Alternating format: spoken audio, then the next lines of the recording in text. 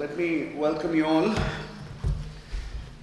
to this very special meeting of the South Asia Seminar. I'm Ashutosh Varshne, Director of the Saxena Center, and it's a very great pleasure for me to welcome Chandra Bhan Prasad. I last welcomed him at the University of Michigan. 2007. 2007. So it's more than 15 years now. Very welcome. Yeah, thank you, sir. Thank you. I've known him for very long. He is an Indian scholar, political commentator, and very importantly for public policy, author of the Bhopal Document that all of us have read and used. But more importantly, it impacted the policies of the Indian state of Madhya Pradesh and has been widely cited in discourses on Dalits. He worked very closely with Digvijay Singh, who was the then Chief Minister of Madhya Pradesh. And the basic argument was, and he'll correct me if I'm wrong, the basic argument was that Dalit politics has to move beyond affirmative action politics. It has to begin to imagine Dalit capitalism as the way to move forward, as opposed to quotas in the public sector. A very important argument when it emerged, and he's pursued with it. He's the co-author of Defying the Odds, the Rise of Dalit Entrepreneurs, with Shyam, Babu and Devesh Kapur. Shyam Babu at the Center for Policy Research and Devesh Kapur at Johns Hopkins.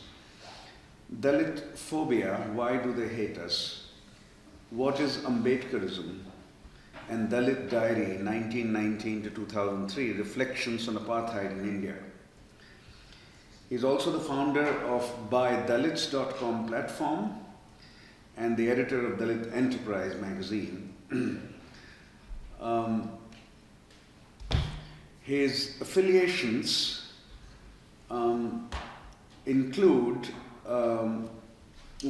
his position at the Center for Advanced Study of India at the University of Pennsylvania and their Dalit research program, or it was true until some time back. If the program is still underway, he of course will be an affiliate there as well. And a key advisor to Dalit Indian Chamber of Commerce and Industry, DICCI, in Mumbai, headquartered in Mumbai. He was the first Dalit to gain a regular space in a nationally circulating Indian newspaper more than 50 years after India's independence. And the column appearing in, weekly column called Dalit Diary, appearing in the Delhi-based English language newspaper, The Pioneer, since 1999, is something that a lot of us read regularly and has attracted widespread readership and attention. Chandra Bhan studied at JNU, which is my alma mater too, in Delhi, though we never were there at the same time. He came much after, he's much younger. And he completed his MA and MPhil at JNU. He's speaking to us on his forthcoming book, Dalit Capitalism, a Memoir, a self-respect movement, unquote. He says he'll speak for 30 minutes. He used to speak for 40, 45, but this is the age of Twitter and television and his multiple television appearances. He will speak for 30 minutes and then we'll open up for Q&A. So, Chandra Bhan, very welcome to Brown University. Yes. and Saxena Center. Yeah, thank you, sir. Thank you for your visit. Thank you for taking the time. I remember your hospitality in Michigan. You went and parked car somewhere very long the distance and took me for dinner. And of course the lecture which I gave. on April 5, 1948, the class by class discussion on the Constitution was to begin with. Dr. Ambedkar himself, the main draftman, gave an inaugural speech to the entire Constituent Assembly, in which his first reference came about Charles Metcalfe. Charles Metcalfe was born in India, in fact. His father was a company official, and then he went back to England, he studied, came back to India again, and went on to become acting Viceroy of India. So he, in a report, he was a widely traveled man. He traveled all over India. He wrote quite often. He described Indian villages as little republics, autonomous of any other agency. All villages are on their own. They are republics with their own rules and regulations.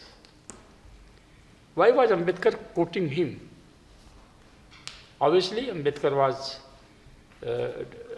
never liked villages, and Ambedkar and Mahatma Gandhi had great debate on this issue. When I proposed this book to Mercatus Center, to Dr. Shruti Rajgopalan, I said, I do not find any literature by Indians on how these village republics operated. So let me carry this book on my own soldiers, whatever I have seen as how my village republic worked in my childhood and how these republics worked when I had become a radical left, with your chairman is our chairman, Maoism. So, genuine. Genuine. Yeah, after restitution I became full-time member. I was in underground for 3 years. So, what I saw in the villages, in those 3 years, I think that was the most educative part of my life, where I came from a village, did my BA from my village college, came to National Capital of India and the most progressive university called JNU. Again went back to same villages as a revolutionary. So I could see how things are. So let me start with one example. There is a village in Azamgarh district, eastern Uttar Pradesh, called Khajuri Ka Babuan. Khajuri is the name of the village. Babuan means the village of Jamidars. There were 22 Jamidars. All had multiple elephants, horses, and 2 Jamidars rode their elephants from their village, that is 30 kilometers southeast to Azamgarh town, on their own elephant, without crossing any other land, on their own land. So, after independence, there was a progressive Thakur. He and the collector of the Azamgarh, a young Indian collector, they became friends, and the collector proposed that if we can abolish Jamidari, we can abolish untouchability also. So let us have an experiment. The entire East Uttar Pradesh knows this village, and let us have a great panchayat, speeches, and a young chamar would serve sweets and water to 22 Jamidars. And if it succeeds here, then it will trigger a new phenomena where untouchability will be, can be easily abolished. So all arrangements were made, chairs and tables were imported from some degree college. A huge samiana or tent was set up, chairs, tables, tent, sweets were made, and 1,000 people would watch the event. The collector explained them the purpose, and he said, now, Mr. This Chamar would serve sweets and water to you, and we expect you to accept that water from the hands of an untouchable. If there's any term that anyone here doesn't understand, let me know and I will translate it. Yeah? You go ahead. So, one Jamidar got up and made a statement that I have not taken any economic favor from the collector. There is a term for that. I forgot it. Why should I take water and sweets from the hands of an untouchable? I have not taken takabi. Takabi was a grant collector could give to anybody to dig a pond, dig a well for water, or plant a mango tree, and that was not to be returned. He said, I have not taken any takabi from the collector. Why should I be forced to take water and sweets from the hands of an untouchable? And he started walking. All the rest, other 21 Jamidars also walked out. In presence of collector. In India, collector is representative of the Republic. SP, police superintendent, Tehsildar, all big government officials, district officials were there. The village republic defeated the Indian Republic.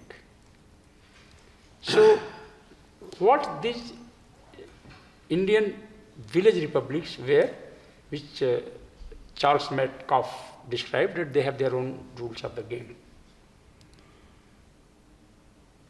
Wages were paid in grains. That was not as per the dictates of the Republic. Wages were decided within the village by landlords. The market could not enter. It was a barter system. In all the civilizations, at some point of time or the other, barter system was the beginning of market. Professor, I would like to, this is what I call my discovery. The barter system did not only mean goods exchange with goods, like I carry a kilogram of wheat and buy salt, red chili, few other stuff from the bazaar. Barter system also meant that the landlords would pay wages in grains and wages in forms of temporary land possession. Like I am a landlord, I want 3 permanent families to serve me. So each family will be given less than 1 acre of very good farmland of the choice of the halwaha, the ploughman. The wage per month was 6 paisa, 1 anna.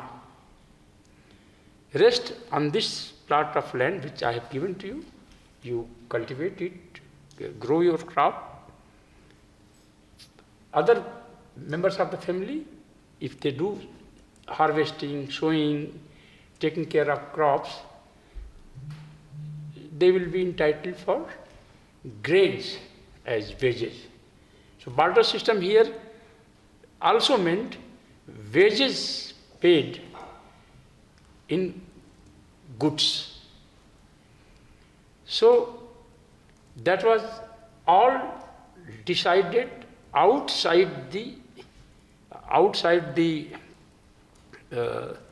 rules and regulations of the state. If some quarrel happens, the landlord would decide. Landlords, jamidars would decide who was wrong and who was right, and what punishment should be given to somebody. There are castes that have been assigned occupations. There have been no caste without clear occupational entitlement, and vice versa. So if somebody is breaking through that, if Dalits in a village decided that they will not carry and skin dead animals of the village anymore, then the village republic head would decide the punishment. How powerful village republics could be, I would give some examples from my village. In my childhood, an upper caste girl is getting married. The groom will bring 200 to 300 baratis, his fellow members in the marriage procession. Of the wedding party. Wedding party. 5 elephants will come. They will come and camp outside the village. 5 elephants will come. 2 horses would come. In Kajuri, 100 elephants would come. 100 horses, 100 camels, 100 dance girls. So, once they are welcomed, a row will be formed. It's like a military parade that happens in modern democracies. This side, that side is the groom side, this side is the bride side. This side is praja, subjects. From that side, all of a sudden, 1, 2, 3, 4, 5 elephants will enter and make 3 rounds. It's dust all over. Then horses will come and make rounds. The praja claps. Then the bride side will salute the groom side with gunshots. During my research for this book, there were occasions when there were 1,000 gunshots, gun salute. If the first round was fired by the bride side, the groom side will fire 10 rounds. And it would go on for half an hour. Then the bride side, as per the tradition, will surrender, will say we have run out of cartridges. So the entire marriage party members will proceed towards the bride's home. And their rituals will start, but the father of the groom or his uncle would throw coins in air. 1 paisa, 2 paisa, 5 paisa, 10 paisa. The biggest denomination will be 25 paisa, called chavanni. And for next 15 to 20 minutes, there will be a ruckus, people falling, elderly men, women, boys, youth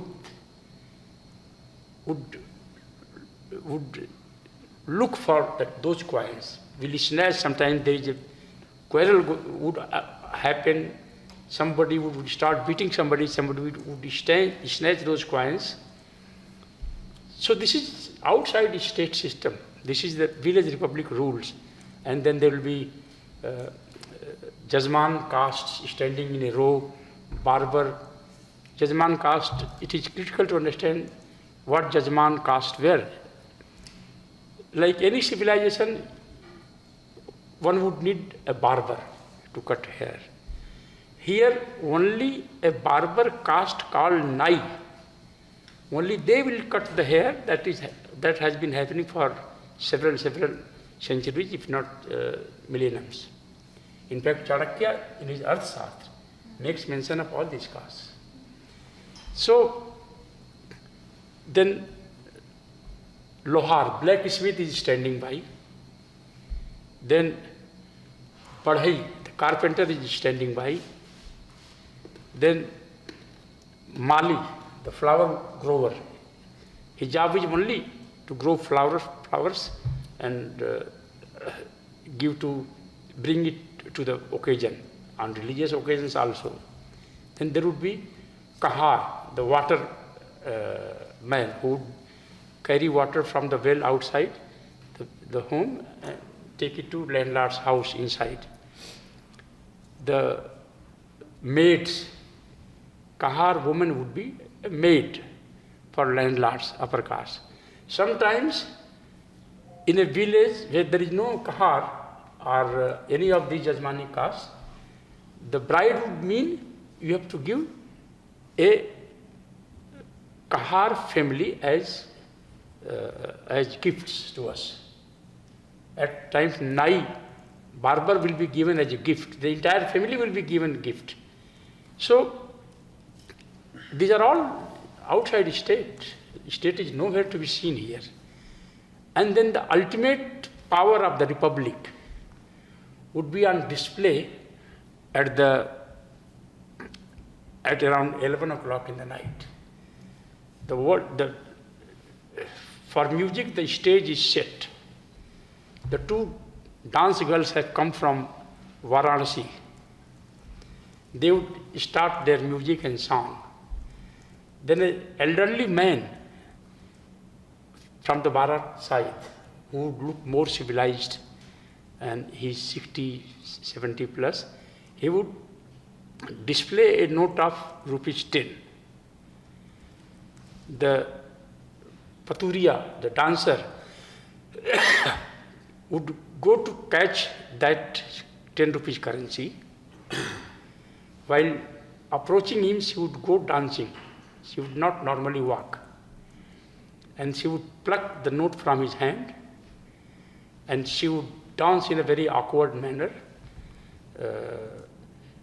And he would give a note of 100, and in presence of 1,000 people, Bharati, the boy side, the groom side, the village public, 1,000 people are watching, and the dance girl would sit in his laps. That was the ultimate power of village republics, that this is what we are, and that is how we have managed this culture, this village, this economy, all that for ages. So, I was born in 1958.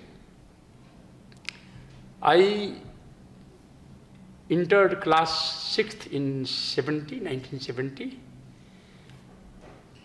From there, after I recall as how state was nothing in presence of the village rules and regulations. If at all a murder has taken place, or a dacoity has taken place, or a theft has taken place, the police will come, and policemen will go and settle at the landlord side somebody's home.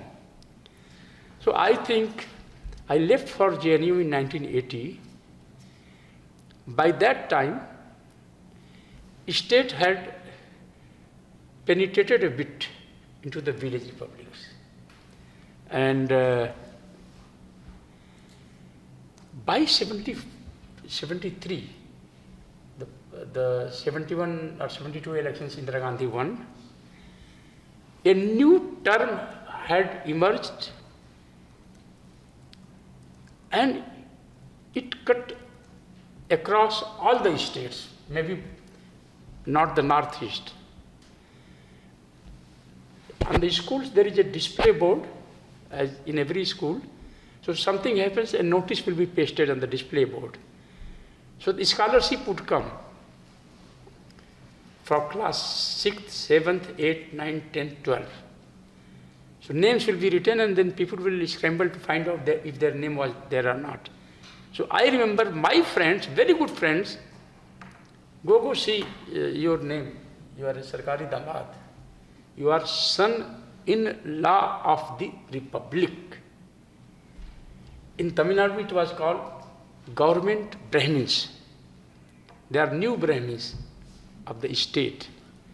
So this conflict resulted into the shape of Dalits who have been untouchables, treated untouchables. Their shadow was even polluting. Even now at times, a Dalit can be murdered for wearing sunglasses. A big politician in the state of Tamil Nadu, few years back, demanded ban on Dalits sporting sunglasses, T-shirts, jeans and sandals. He asked this in the state assembly. So this Dalit Damad syndrome traveled through. So you were on the, because you'd done so well, you were on the list of scholarship. Yes. And that's why you were the son-in-law of the Republic. Most Dalit children were getting this scholarship. So the son-in-law syndrome has a journey. 1951 is a landmark event in the history of Azamgarh, in a way, entire India, when Jamidari Pratha, the land revenue collection by landlords, was abolished. And as the sayings go, elephants ran away from their homes, horses ran away from their homes. They took their elephants and horses, left somewhere in some wilderness. So all the reason I'm intervening here, just to make it clearer, all Dalit students in the high school who got to 9th, 10th, 11th, 12th, they were on that list, or only those who did well were on that list? Most of them. Yeah. That was how the Indian Republic was trying to deal with this issue and wanted to break the village republic. Few more. I'm tracing the journey within a minute or two. Okay. Jamidari abolition destroyed Jamidars. Some still held land in fake names. So Pandit Nehru came up with the idea of Land Sealing Act, 1961. Then one something very landmark happened.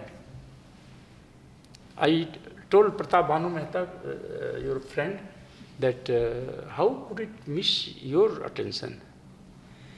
The PL 480 grain import from USA, when India didn't have the money to even pay for the shipment, and the wheat was available only in Canada, US, Australia. Europe was destroyed already. They were themselves dying due to starvation. When Indira Gandhi came to power, she increased wheat imports by 10 times. That is 1000%. So this free distribution of wheat to mostly poor, more specifically Dalits. This was the first, as landlords tell us, first time upper caste felt that their Raj is now gone. A bloody new landlord has come into being, the Indian Republic. And a friend, a man says that you can speak but don't write anywhere. His grandfather died due to heart attack. And he reconnects his reasons for his heart attack Around 12 at the noon, it was hot, sun was shining. Dalit families, some 50 of them from a Dalit hamlet of his village, decided they got their number, so they had to go to block to collect the free wheat, 5 kg, 10 kg each. So to avoid landlord spotting them, they took a long other route so that they are not noticed by their landlord. A Dalit who was loyal to him came and reported the landlord that how his own praja is avoiding him and going to collect grains from the government, and they did not come to you. He said, I have it there. Landlords maintained 3 years ration for their family, of course, for their praja. So he said, what will happen to our reserves? And then he said, now our time is gone. State has That's come. Mrs. Gandhi's time, I knew 66, 67. A new landlord has come into being. That was the first rupture in the society in a big way in terms of mutual faith between the praja and the landlords. Then came 72, second phase of land sealing act, which Indira Gandhi brought. The other most significant in my view, based on my research, and I have evidence for that, is the land patta distribution before emergency. Indira Gandhi was a politician and one of the longest serving prime ministers of India. Every village had a grazing land reserved for the villagers. But the strong men from the village had captured, basically Thakurs, Bhumiyars and Yadavas. Had captured the grazing land. Indira Gandhi ordered all the states to distribute those grazing lands to the landless, preferably untouchables. So it was like I can remember those days, it was like a big, what is called, which shakes the earth? Earthquake. It was a social earthquake. Because in my culture, my East UP culture, people would die more on the question of land than on the question of women. Brothers could kill brothers. In Meerut region, Western UP, there was a Ranubha clause. If some brother is not married, he couldn't get married, the police would, Thana would watch out about his security, because his elder brother might kill him, so that land is not divided. So important farmland would be in Eastern UP cultures, and police, Tehsildar coming, snatching away that land and distributing among Dalits. And then these scholarship schemes. This was the period when Dalit clerks, postal clerks, railway employees started wearing white shirts, white cloths. So this painful journey of village republics dying, and as a human being, I can share whatever may have been the history of oppression by upper caste, I can share their agony. Because they had nothing else but land. Some got into government job, not 10, 12 families in a village. They were left with nothing. This, along with the death of village republics, this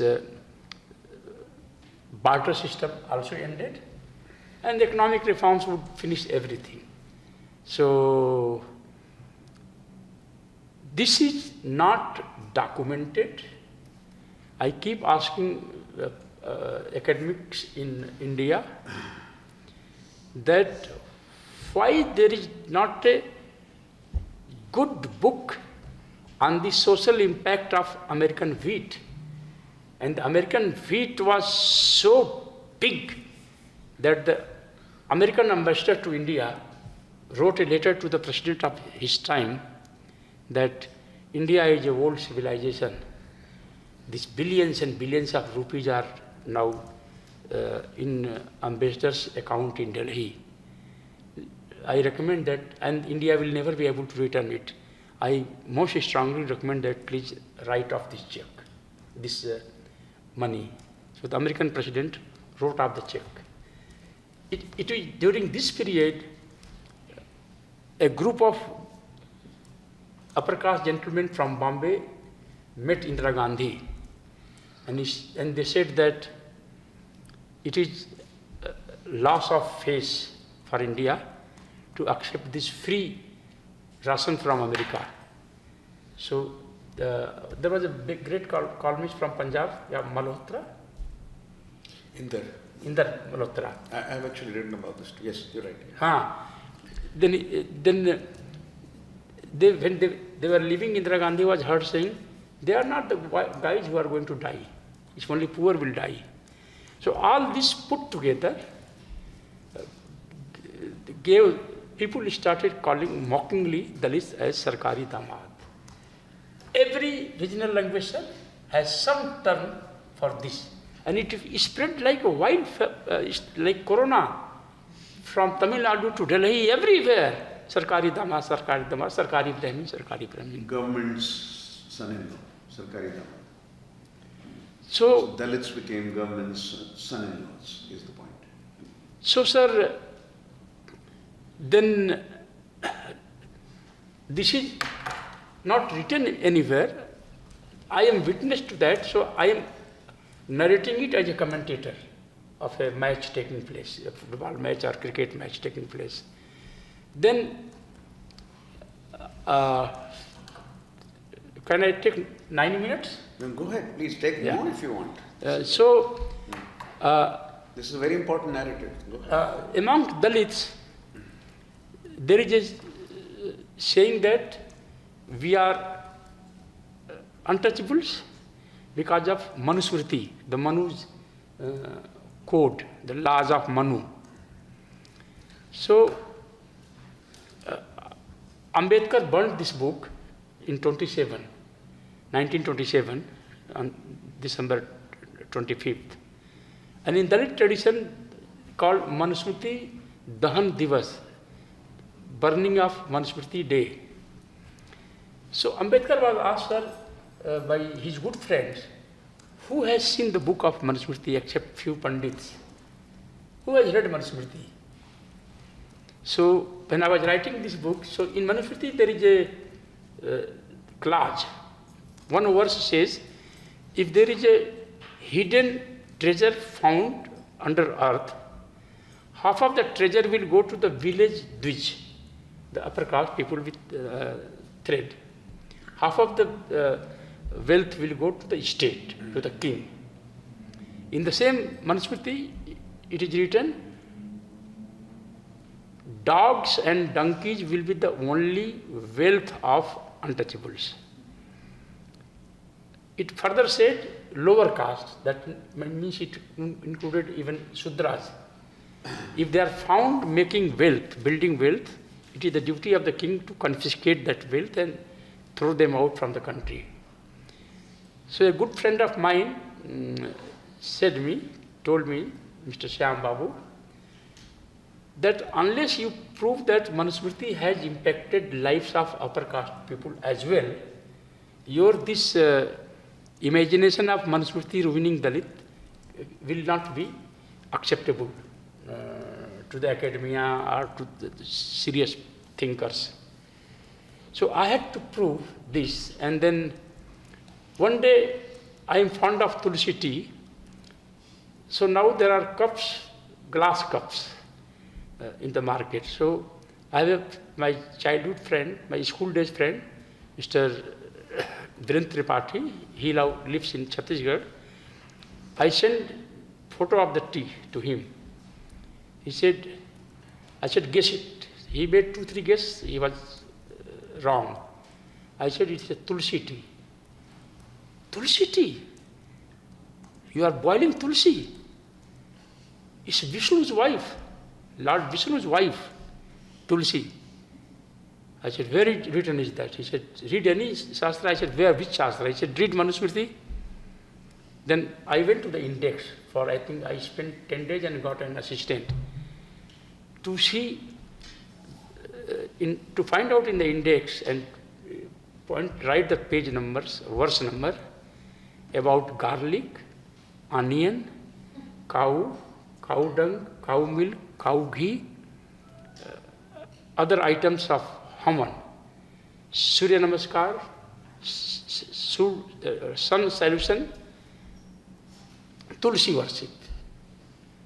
Then I found out all this exists only in Manusmriti. So I interviewed 5 residents of my apartment, whether they have Tulsi. 90% said yes. For what purpose? It's a good for health. I said, all right, it's good for health.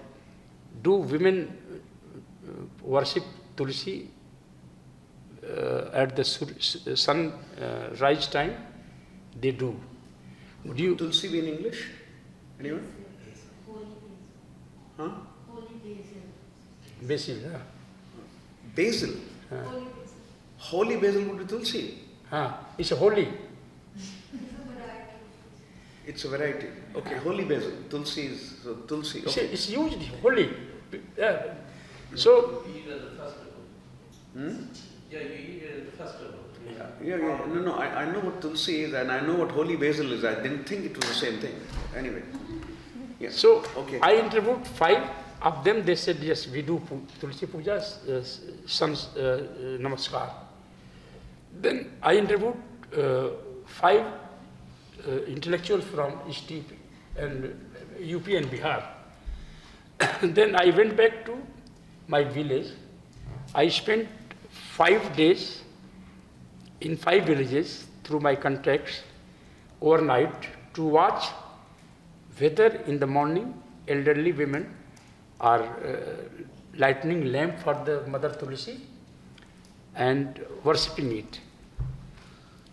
In all the 5 villages, I found the practice still on. When I asked men in the morning, they said it's a tradition. It's a religious tradition. Some said it's a custom. So I was confirmed that what happens in my apartment in Delhi is a middle class society. I am the only Dalit member there. Then in my Azamgarh villages, 5 villages, 20 kilometers at least apart. Then I went to Tamil Nadu, Kanyakumari. With a Dalit friend, I said, let us take me to few Brahmin houses. Then he figured out what I want. He said, why do you want many Brahmin houses? There are these flower pot sellers in the town. Most of them are from Bihar. Let us visit 10 pot sellers, whether the Tulsi Mandapam, that stage on which Tulsi is planted, whether they are selling it or not. So, yes, everywhere. How many these stages you sell? Maybe 100, 200 in a year. Then I came to Kerala, spent few days. I did not go to Brahmin houses. I just visited these flower pot sellers and asked them who take it. He said mostly Brahmins. Then I came to Karnataka. Same story. And in all the languages, Tulsi, that stage is known by its original language. Then I interviewed, I ran a column for 10 years with the Telugu Daily Varta, so I have many friends. I said, please go and check on the roadside whether Tulsi stage is sold there or not. Then I interviewed many of them on garlic, onion, cow as a sacred animal, ghee, cow dung, everywhere, even in USA. If somebody is serious and doing havan, the cow dung are placed here, here and there, not that cleaned, sanitized the way it is done in villages. So I have enough evidence to say that Manusmriti impacts lives of upper caste as well, and therefore it impacts life of Dalits as well. Otherwise, why somebody driving a bullet bike, stopping at a roadside shop inside the villages, taking a tea, and then there is a Jai Bhim written on the back of the bike. Suddenly some Thakur youth see, they don't know his name, they have no personal enmity, they start attacking him because he is an untouchable. So it's not that it happens everywhere and all the time, but it happens at one place by a group of 5 Thakurs, upper caste people. 100 might have thought doing so, but did not do for some reasons. So I come to the conclusion that Dalits are out of 1,000 club of Dalit Indian billionaires. There is not a single Dalit. Maybe it is because in ancestry, in our imaginations, wealth doesn't belong to Dalits. So governments would do anything for Dalits if you ask, but they would not give market. So I have argued that Dalits need markets and a special fund of 20,000 crore rupees to experiment on 100 Dalits, whether they have that entrepreneurship skills or not. So this is how my book ends. The second book I have just completed is on caste by 2050. Will classes have replaced castes? So I just finished it. So thank you, Professor. You have been always kind to me. One always learns so much from you, Chandra Bhan. This was a tremendous narrative based on your reading of the laws of Manu. Is one translation of that, and your East UP village, Mazamgarh. Let me start with a comment on South India. We have some South Indians here, and I now work a lot in South India. I was born in UP like you, and then lived for 20 odd years in North India, Delhi and UP. Became a Delhi UP person, like you. Yeah. And then started studying South India and spent a lot of time in South India. Your story about Holy Basil and Brahmins in Kerala is a bit of a surprise. First of all, Brahmins of Kerala, if you mean Nambudris, there are other kinds of Brahmins. We have a student from PhD student in Kerala here, so she can confirm. Brahmins of Kerala, in any case, to begin with, they were very, very traditional historically, indeed, very traditional, and Kerala was very traditional. But Kerala went through a serious social revolution. Between 19-teens and 1940s. And some of the worst practices of what Vivekananda called a madhouse of Hinduism. He thought the worst form of Hinduism, the most hierarchical and most ritually infested, I think that was the term he used, Hinduism was in Kerala. He said that, not UP, East UP where you come from, but Kerala was the worst. And Kerala has gone through serious social revolution. And as far as I know, Brahmins have basically gone from Kerala. There's very few left. What percentage today of the population? I don't know whether Lija knows that. But I would have not expected Brahmanism in Kerala to be practiced around Tulasi. So I'm surprised. Licha, do we get state-wise, what is the 1%? 1%, right?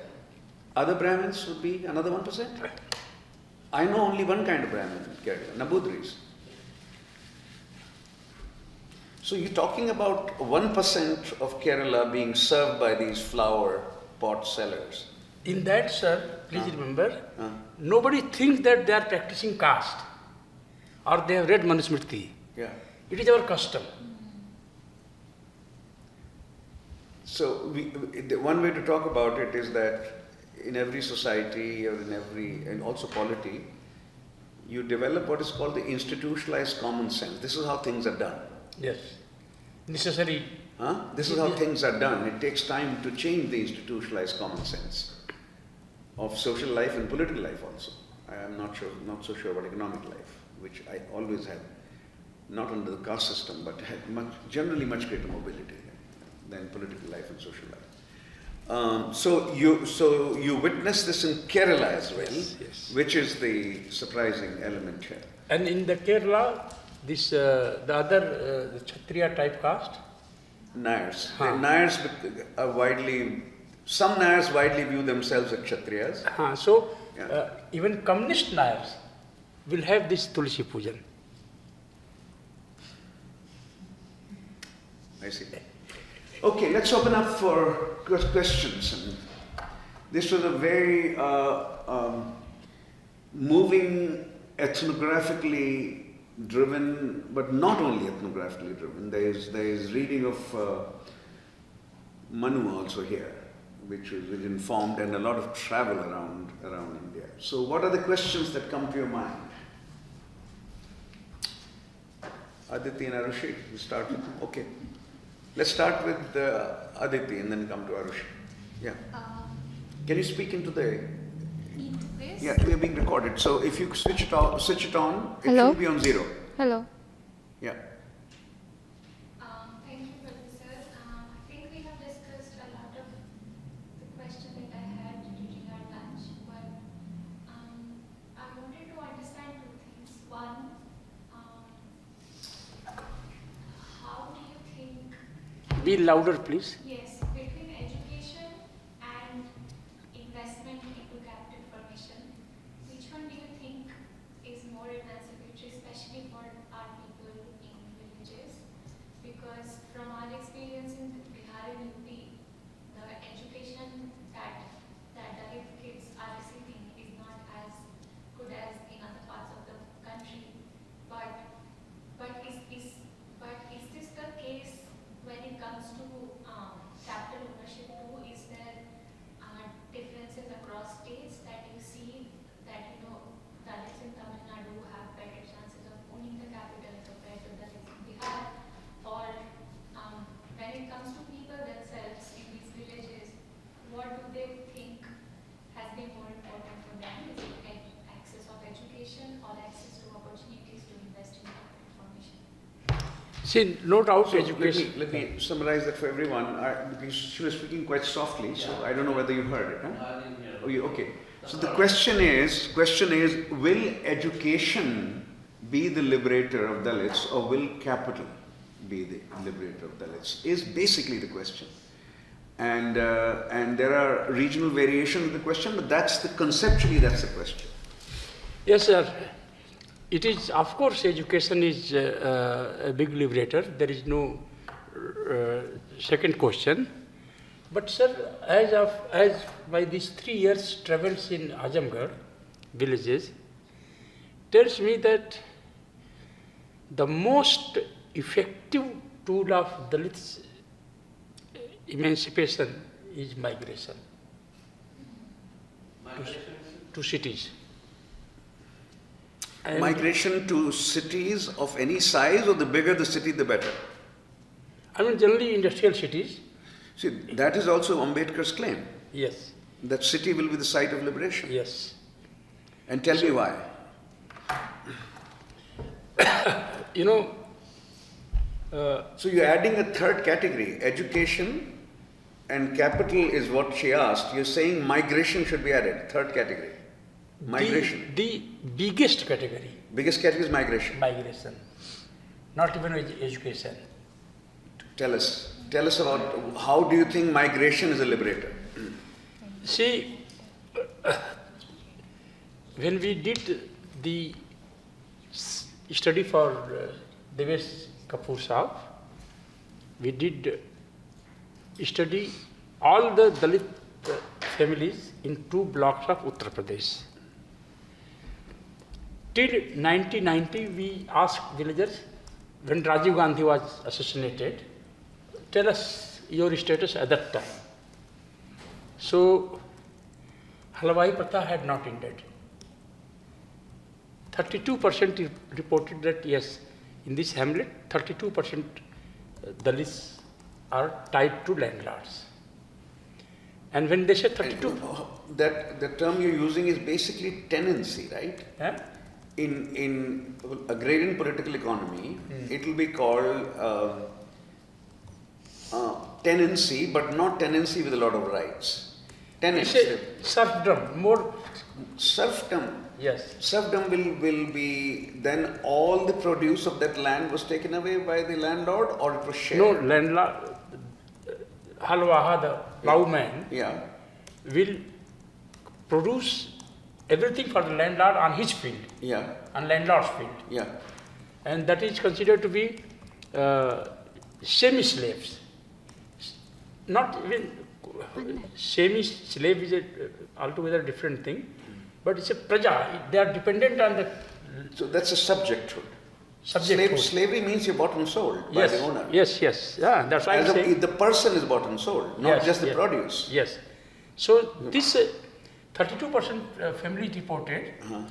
So one might say, what happened to rest 68%? It would be accurate to say, as I would add in my next study, only 32% Dalits were needed as halwaha, As plowmen. plowman. And by that time, if you didn't have a plowman, maybe your son will not get married. How many plows he has? Okay. And what is the migration story then? By 1990, Yeah. society was pretty landlord and subject and praja. On an average, every village had 7 migrants. Okay. By 2008, every village, it was a mistake on our side. We didn't ask the number of migrants. We said the family with migrant laborer went up to 50. I see. 50. The 5 villages that I have studied for my next book is every family has at least 1 migrant. Every Dalit family has at least 1 migrant. And as I explained to Professor Devesh Kapur, that when we did this study and the conclusions we drew and it was published in EPW, we did not consider one big factor, that when a Dalit becomes a migrant, Yes. he comes to Ghaziabad or Faridabad, when he starts sending money, at that time, if you remember, the money order slips would have some space to write message. Yes. So they would write, dear father, Put it on, vibration only. dear parents, And, I'll send Yeah. 200 rupees every month. Yeah. Please stop my mother, my wife, my sister going to the farm work. So, I see. So if one person has migrated, so maybe 5 entire family has left landlord's houses. I see. So now upper caste have there is a phenomena called garland, currency garlands. It's only among Dalits. The Dalit groom now, when he goes to his wedding, basically children of not rich Dalits, migrant children, they carry a huge garland of currency notes. The girl side asks, now they have a mobile phone, how big the garland is in terms of notes, denominations. So somebody will revert back 5,000, 10,000 or 100,000. So they will make a garland of similar size. The bride side. And with garland when the groom comes at home. I remember in my childhood, when the Dalit groom goes, he would be 8 years, 9 years, 10 years in age. So when he is welcomed with some traditional tilak and all those things, he will hold pallu of his. Somebody would shout, bride's mother is coming now. So he will catch her sari part.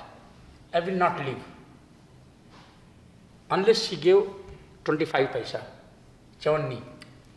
So they will give 5 paisa, then 10 paisa, and 10 paisa again, and then 25 paisa.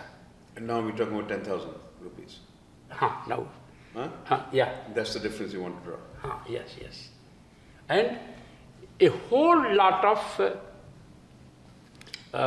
lifestyle changes. For instance, the system of tying sari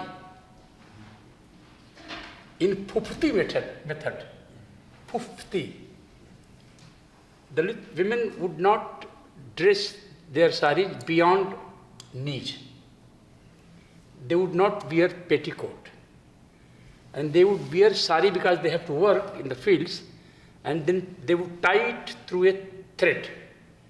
And a tennis ball type thing would appear below their navel. So that is a sure identification of a Dalit. A woman coming is a Dalit.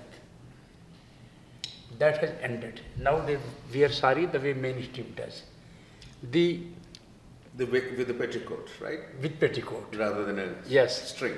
And the practice of washing hair by clay, pond's clay, has 100% ended.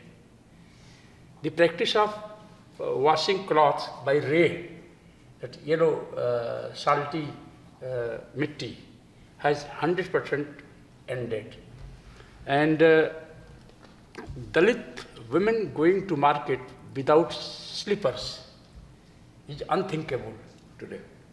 In my lifetime, maybe during emergency, a song has become very popular. Chappal par chamain chale, sandil par dhuviniya, O more Rama badal gayi duniya. Thank you.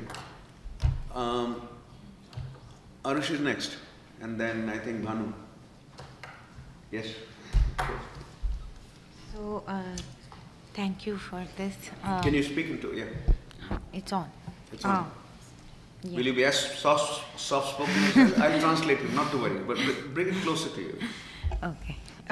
So, my question was about the role of welfare.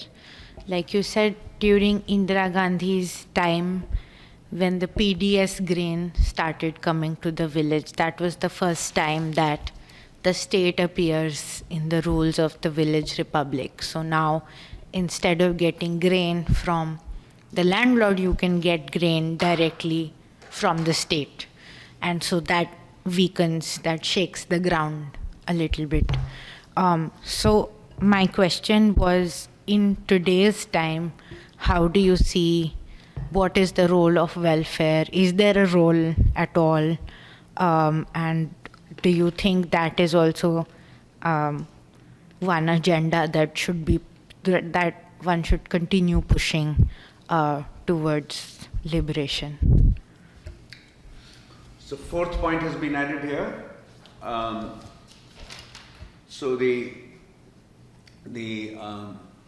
What would trigger Dalit liberation? One point was education, the another was capital.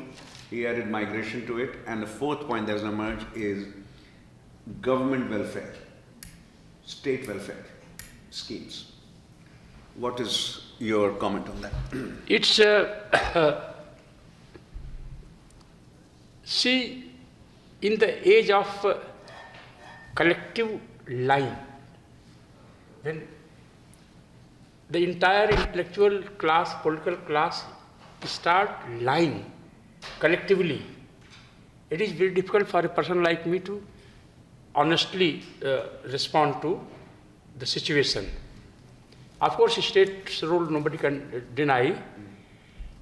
If from a Dalit hamlet, there are 150 migrants to cities, each sending a minimum of 3,000 rupees a month. So say 100 migrants, that means 3 lakh rupees Coming to the hamlet every month. So it is, it cannot be documented as how much money somebody has sent, because money might come through various ways. What can be documented is that the 4 grocery shops that came within 15 to 20 years, what is the total sales of these 4 Dalit grocery shops set up within Dalits hamlet. So, and every Dalit has a red card also.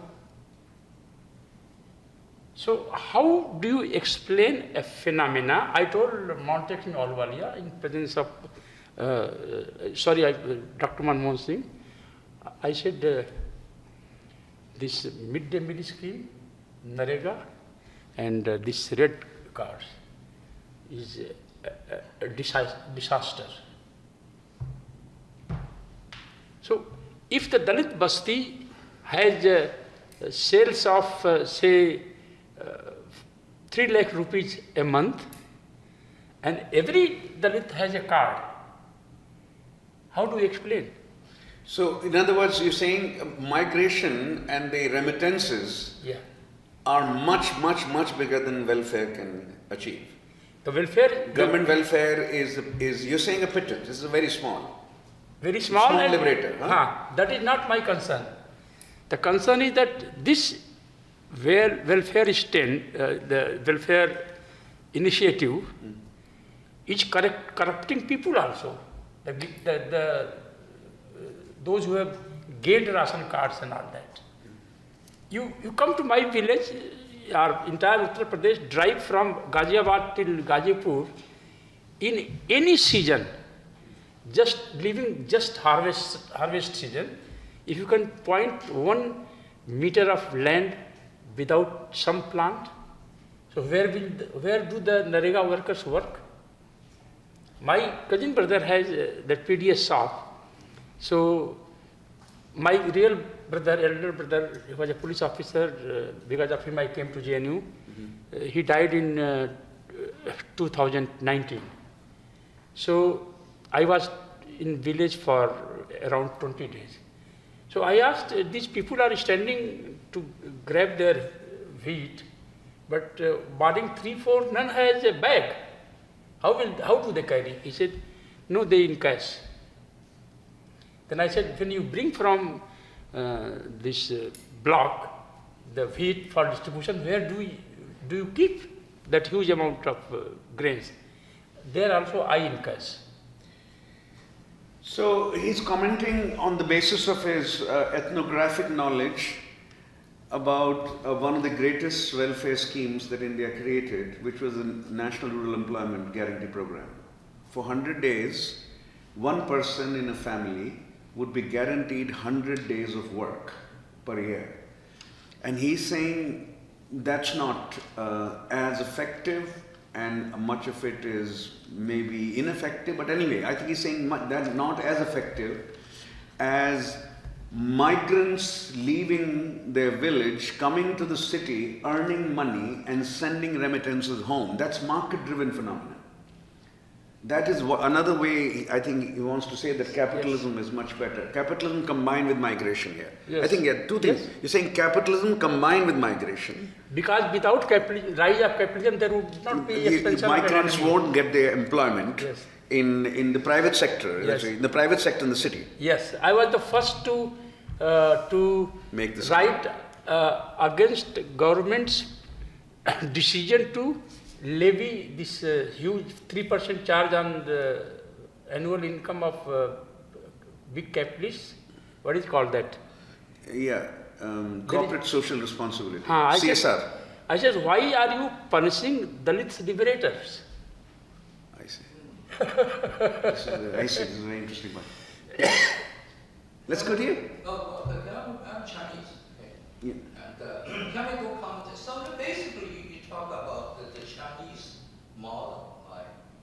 And the capitalism, embrace capitalism, and less, government, involvement. Post-Mao Chinese model. Yeah, yeah. So, When migration to the cities became a widespread phenomenon, despite hukou. Okay. Not during Mao. Post-Mao, post-1980. Correct. The reason in the last Yeah. 30 years. So you basically advocate exactly the Chinese model, right? They embrace capitalism and less government involvement and actually not desert, but diminish egalitarian social system and embrace industrialization. So, after Mao's death, as China embraced capitalism, there was, for the first time, huge migration into the city from villages. Yes. To the extent that the so-called floating population, there's a concept that scholars of Chinese political economy came up with. The floating population, according to Yaxing Huang and others, by 2005 or so, had become as large as 200 million. These are 200 million migrants, rural migrants into the city.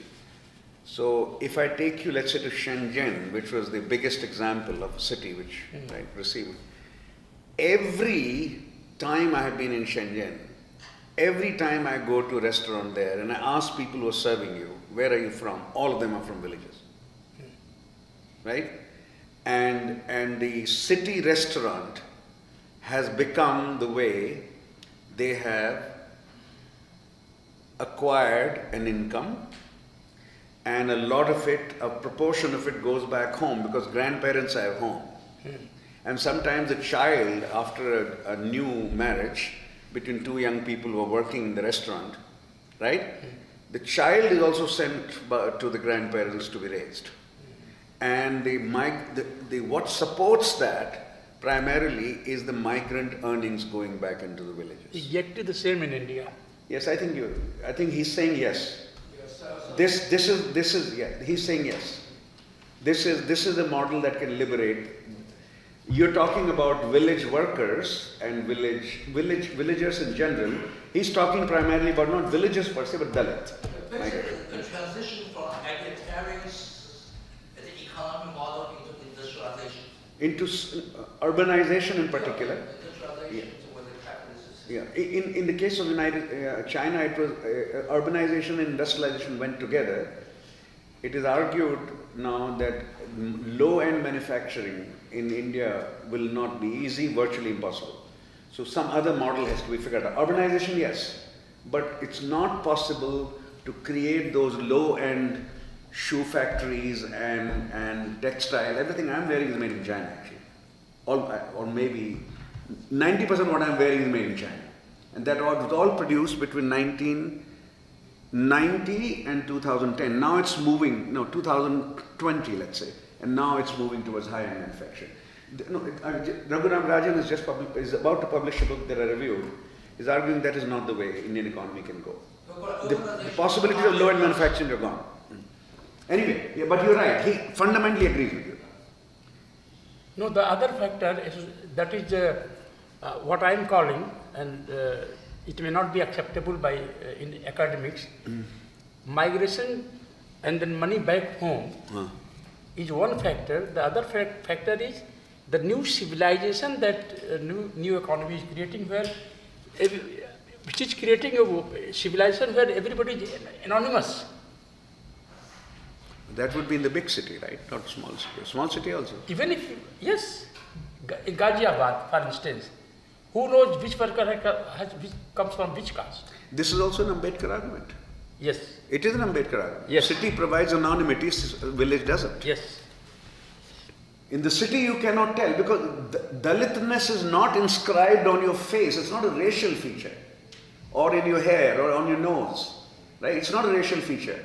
You need to know who is in the village. You know who is Dalit, who is not, and you may not know that traveling in a local train in a city or in a bus in a city. Yes. That's the Ambedkar argument. Yeah. Not only economic liberalization, but also personal liberalization of dignity. You're saying talking about new civilization. Yeah. Let's go to Bhanu coming to. Yeah. Yes. It's more of a set of comments than an actual question. Okay. First, I wanted to thank the professor because for me it's always very useful to hear different idioms of power and belonging. We're used to discussing everything in terms of the state, and we mean just the state as we're taught in the United States. So to hear this vocabulary about power and belonging that borrows or that uses idioms, local idioms, different idioms. So the son-in-law of the government, or to think of brides and grooms and the kind of metaphor for power and for power differentials that are embedded in that. For me, it's very useful. So I wanted to thank him as a set of idioms for thinking about political relations and power relations that we just would not have What is occurred saying? to me. Let me translate to them. So, your frequent use of social relations, such as, and your metaphorical, not metaphorical, evocation of brides, grooms, government son-in-law, all of that she finds very remarkable and very persuasive because you're explaining not simply them as a social relations, you're explaining those categories and those relationships as embedded in power, relative power, right? So that's what she is appreciating. Okay. Let me add another thing. Yeah. They're not the ones that for example, I wouldn't have had that vocabulary to think about power. Yeah, because the parts of the world you study where that's Westminster. different kind of metaphors will be necessary. Yeah. Okay. So for me, I think it's useful, and I would think, I teach it also, so I would think that these kinds of idioms of power and belonging would be very usefully introduced in how we think about some of these things. So I just wanted to say that I appreciate that. Secondly, I don't like facile comparisons, so I'm not trying to make a facile comparison. But when he was speaking about and describing, and I was listening to the back and forth between the two of you, is this serfdom? Is this, what are you talking about? My first listening to it was that it sounded so much like the Spanish colonial system of encomienda. Because in encomienda in the Spanish, in the Iberian colonies, so say New Spain, Mexico, what is now Texas, and all of those places, the Spanish colonizers, from aristocratic families, would be given an encomienda. The encomienda is the land grant, but it's also the labor service of everybody who is living on the land grant. It's not quite serf, but they were talking about, this became the mode of explaining the indigenous people. So the First Nations in the Americas, for the Spanish colonies, so it sounded to me more closer to encomienda and that system than the European serf. But then when he said migration as a possible solution, of course my mind ran to sharecropping in the U.S. South, post-emancipation, and how black people were just tied to the land. You had to give up most of the crop. You worked, you did that labor. You gave up most of the crop. You were paid what the landlord thought you should get or something. And the solution that millions of black people in the South Went up north. was to migrate to the north, to the cities. Yeah. And so what he was saying just kind of reminded me of it. The third is a question, but it's not as serious. Yeah. That is, I drink Tulsi tea at home. You drink Tulsi at home? Yes. Tulsi tea? Or Tulsi, huh? Tulsi, T-U-L-S-I. Yeah. Whether it's holy basil or whatever.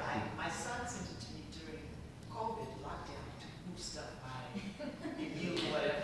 And so when he was talking about Tulsi, and I was thinking how it is embedded in a whole set of social relations and culture and power relations at his home. But what happens when these things hit the global market and they come here? That here it's stripped totally. I wouldn't have known any of the things, the social differences, who could blend it, how it's sold, whether it's used, is it part of a sacred ritual in the morning? None of that. It comes here in a box. It was more expensive than the other teas, and I use it. So I'm just wondering, what happens to these types of things that are socially embedded in power and religion and so forth. What do you think of that? Because I do drink Tulsi tea still. Okay, so she said that the relationship you describe of when we discuss whether it's serfdom or semi-serfdom, right? That relationship reminded her, the way your description, of Spanish colonialism and the Spanish system in Comeando. Basically, very unequal, deeply unequal, but not serfdom, European serfdom, certainly not slavery, right? So she's drawing a distinction between different kinds of inequalities. They are all very deeply unequal, but they're unequal in different ways. So she's just commenting on the discussion we were having with serfdom or non-serfdom.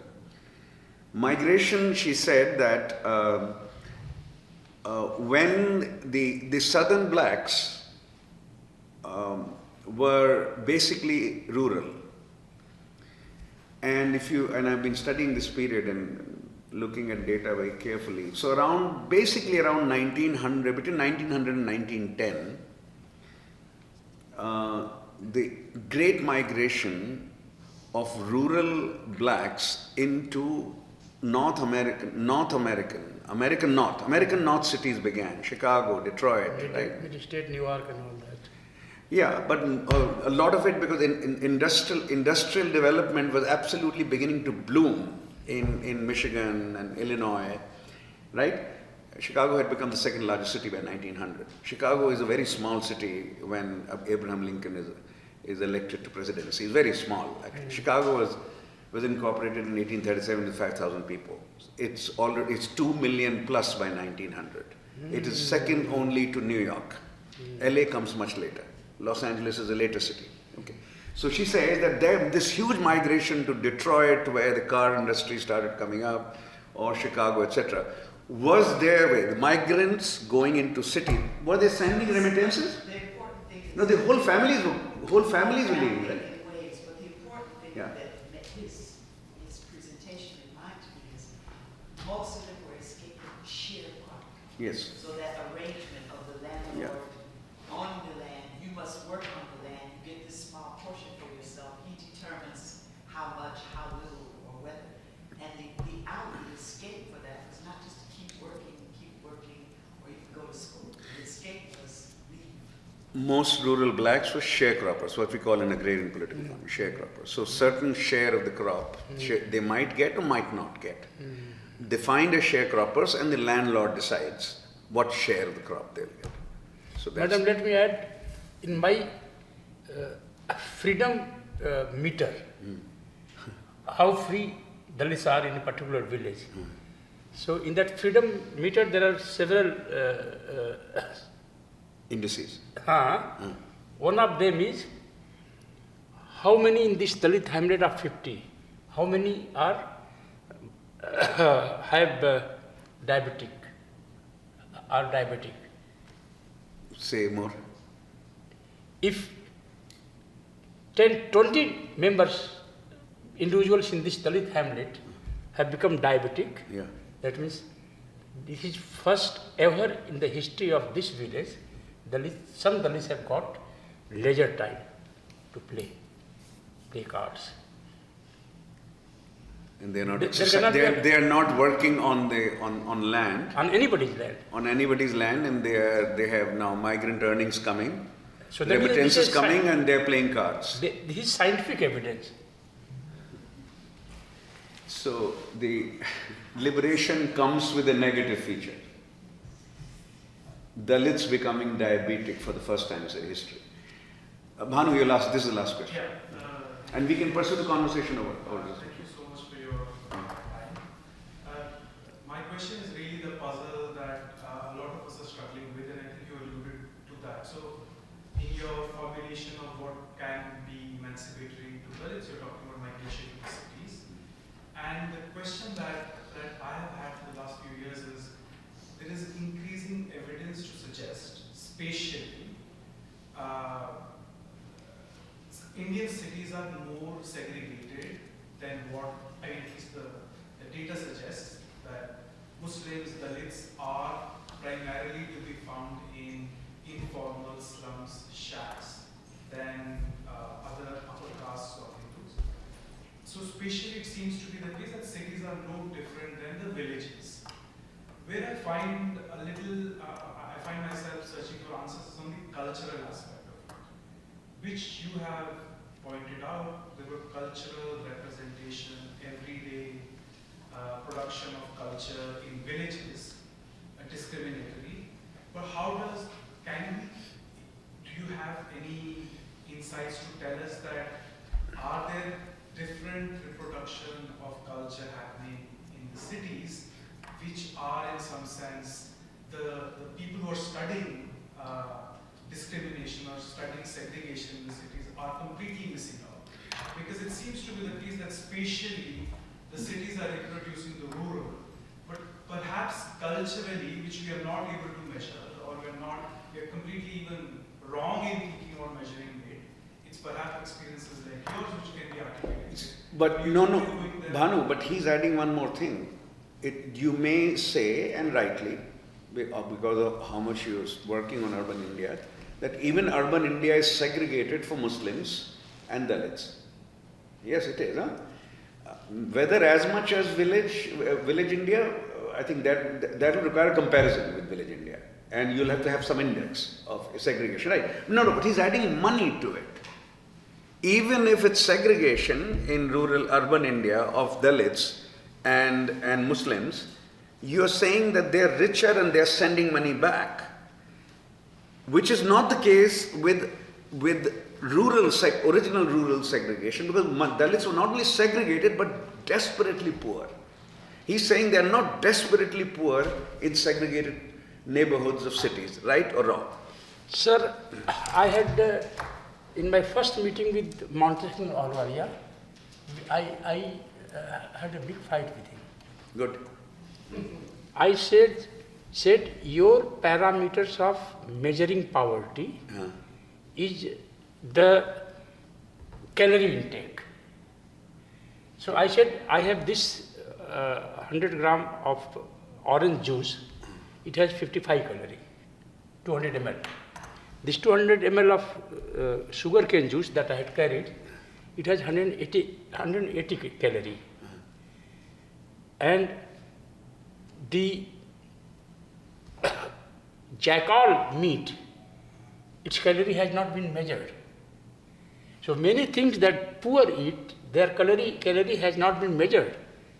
And if your definition is applied, then all those who are members of IIC will be found below the poverty line. Number two, about data. There is enough empirical data that Dalit women are withdrawing from farm work in villages. And there are great intellectuals with great amount of data crying over the fact that Dalit women are becoming unemployed. Whereas in Dalit hamlets, they have been celebrated. The marriage settler, he comes, the marriage, he's not an agent, he's not a settler, it's a culture that some people get joy in connecting two families, and then they praise the boy side. You know, not a single woman from that family goes to farm work. Wow. But to intellectual in Delhi, oh my God, they are losing jobs. To the data. Data design is very subjective thing. So in a slum, all slum holders are either Muslim or Dalits. This is an opinion. One can say it is data because 130 houses are there and all must be Dalit or Muslims. Sir, I have studied a factory in Ghaziabad, the preschool bag making factory. With great difficulty I got access to it, and through a friend we became friends. Out of 31 women workers stitching these bags, 17 are upper caste. Where do you live? This area, that area, this area, all slums. What do your husband do? He is a factory worker, he is a driver, he is gardener, he is driver, gardener, factory worker. Where will they be living? In Greater Kailas. So this data thing is very subjective, and I have enough evidence to challenge that. What you are looking for, maybe that is not a correct way of looking at. Are you saying, final thing before we've already gone, how much interest you're generating, we've gone beyond there. Oh, thank you, sir. So Chandra Bhan, are you saying that segregation does exist in the city also?